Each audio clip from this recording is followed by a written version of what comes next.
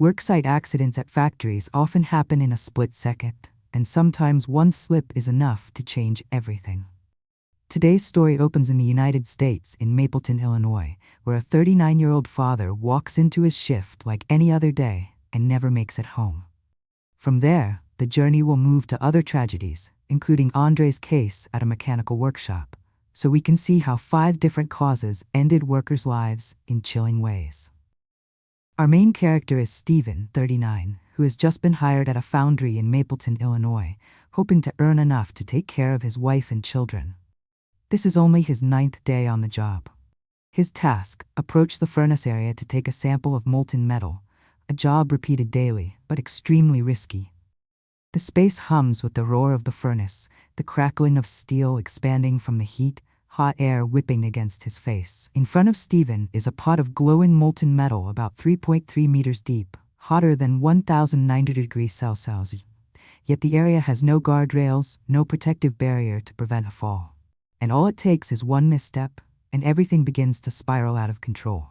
In one fatal moment, the sole of Stephen's shoe catches hard on the floor.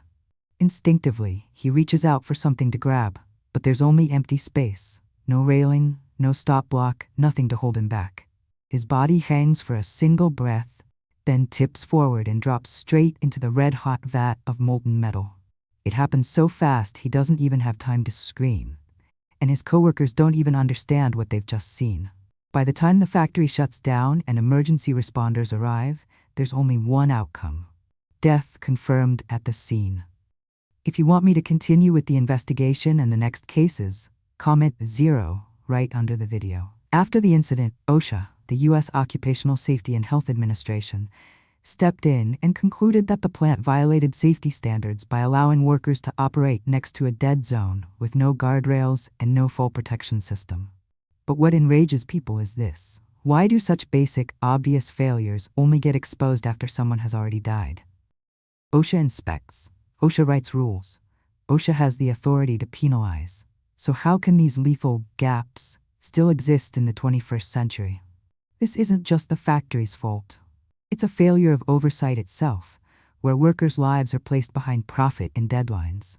The next story is still in the United States, in the town of Mill Creek, Pennsylvania, a place so small you can walk the entire main street in just a few minutes at night. This time, the main character is Caleb, 28, a maintenance technician at an industrial materials processing facility built right alongside the railroad tracks. Caleb had only recently moved there, renting an old wooden cabin. Every weekend, he'd video call his mom and promise, "I'll work a few years, then come home and open a machine repair shop." That shift started like any other: checking the line, listening to the steady growl of motors, breathing in the sharp scent of machine oil mixed into the cold air. Then a conveyor section suddenly flagged a jam, and the supervisor pushed him to handle it fast to keep up with an order. Caleb stepped into the machinery area under flickering fluorescent lights that bounced off sheets of steel. And here's the detail that matters most: the lockout procedure. Shutting down and physically locking the power source had become something people treated like an optional step. Everyone was used to killing it for a second and fixing it quick.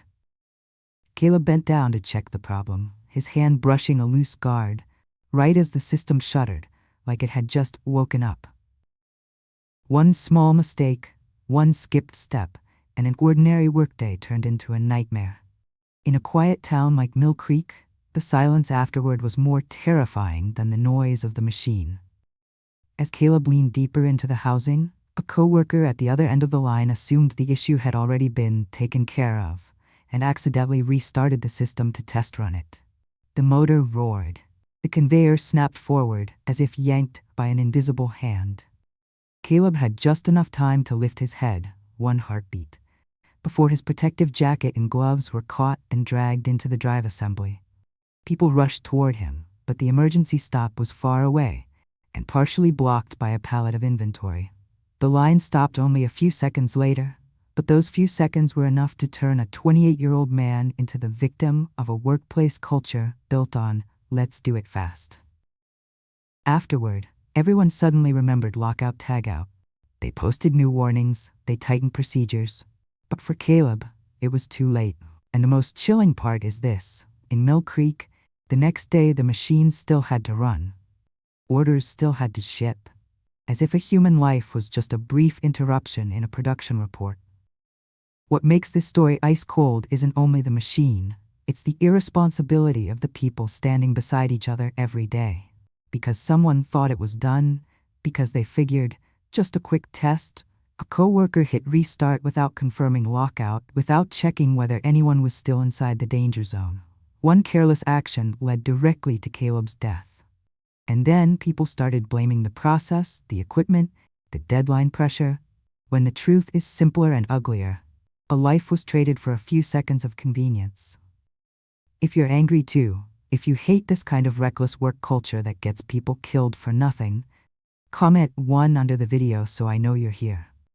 After Caleb died, the whole workshop felt like it had been covered in a heavy blanket of silence.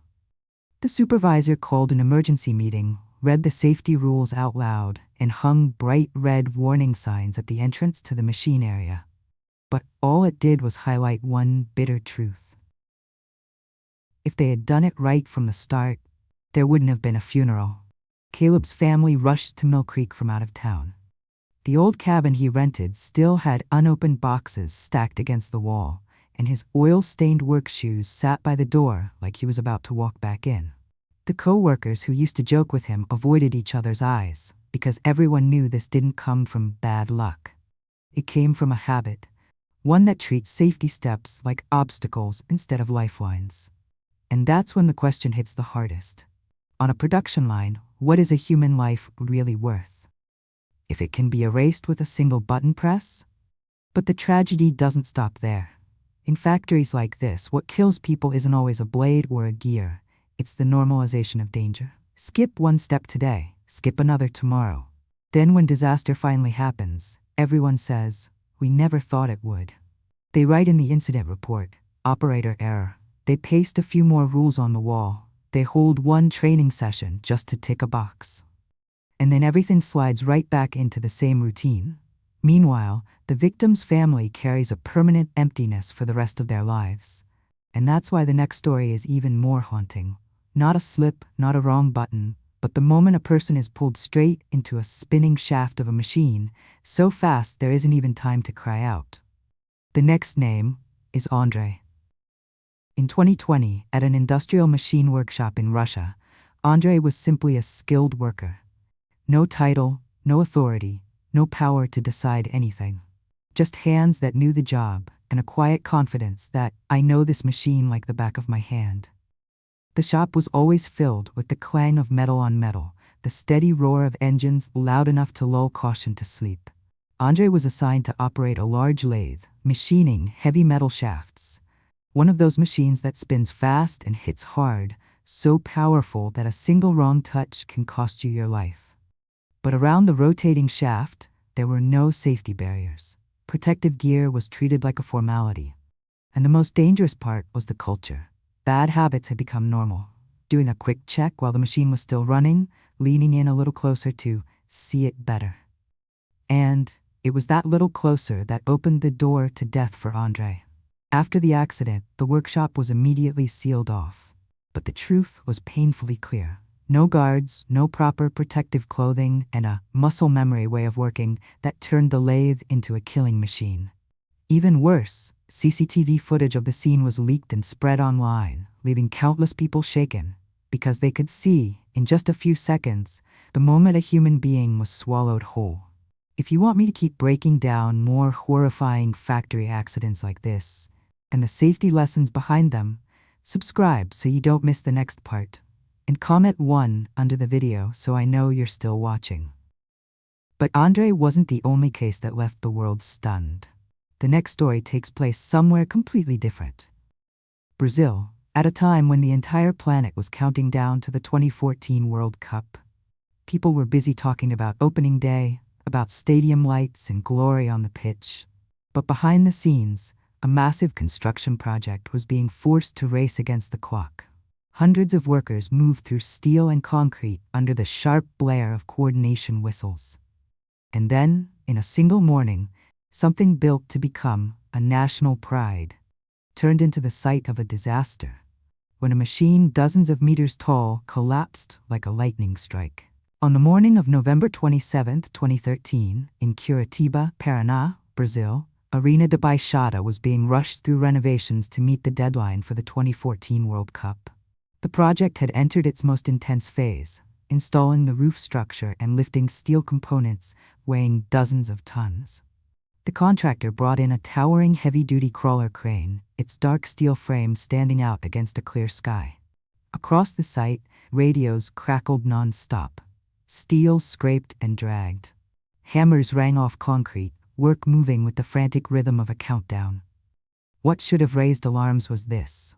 Workers were still standing and walking directly beneath the lifting zone, because everyone had grown used to doing things fast to keep the schedule.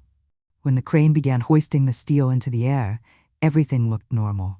Then, one moment later, the giant crane lurched violently, as if the ground beneath it had been pulled away. And it began to tip. In a blink, the crane's body lost balance and collapsed like a tower snapped in half. The massive boom whipped into the stands, and the heavy steel sections came crashing down with a sharp, explosive impact.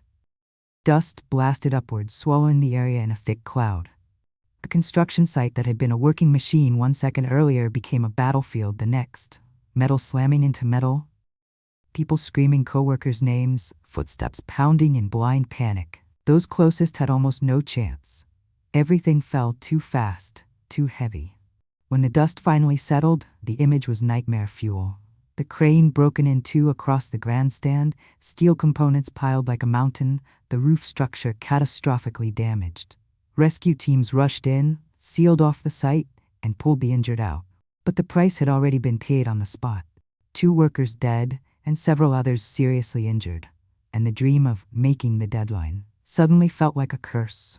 After the Curitiba disaster, investigations began, and one brutal truth came into focus. This wasn't a freak act of nature. No storm, no earthquake. It was the result of weak safety management and construction control, made worse by the crushing pressure of, it has to be ready for the World Cup, squeezing workers like a vice. In construction, everyone knows a crane's operating radius is one of the most dangerous zones on any site. Yet people were still allowed under suspended loads. Critical checks were still skipped because they take too long. Warnings became background noise. And once tragedy struck, the language always tries to soften it. Incident, risk, unfortunate. But no word can cover the fact that 2 people died because of carelessness, and because a system placed schedule above safety. What's even more infuriating is how the paper-perfect procedures always look great, right up until someone is on the ground, and only then do they scramble to review, suspend work, and assign blame. If you also want to call out this kind of work culture, where human life is treated as expendable, comment 1 under the video. Let them know viewers aren't here just for the shock. We're here demanding accountability and real protection for workers.